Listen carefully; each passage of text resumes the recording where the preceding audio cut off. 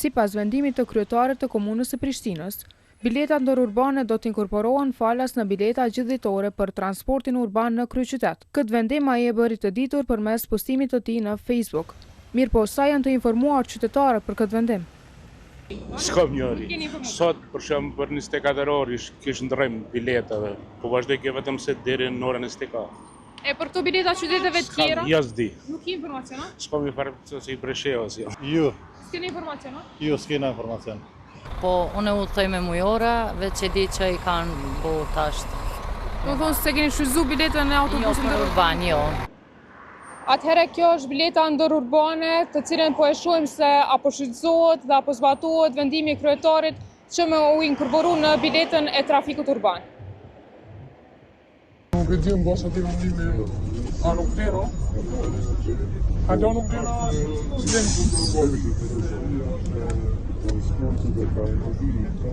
e që s'kan lembru?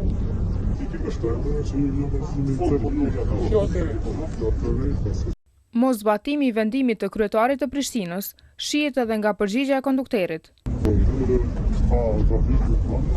S'kan lembru për shumë?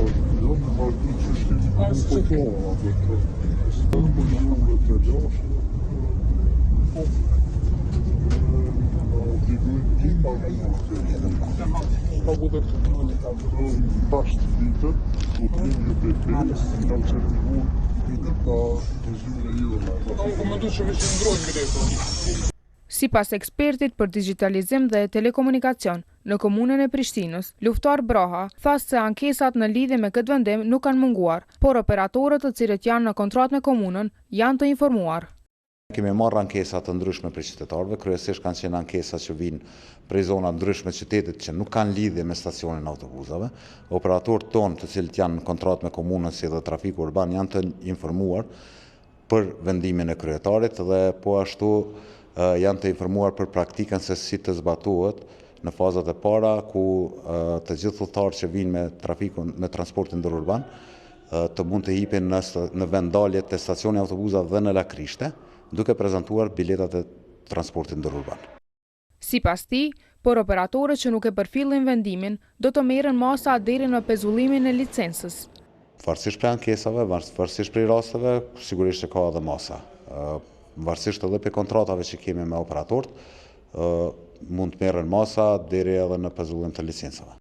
Ndërsa për zgjidhjen e këtij problemi, Braha tha se duhet të bëhet konvertimi i biletave brenda stacionit të autobusëve, e jo në vendalimet e tjera.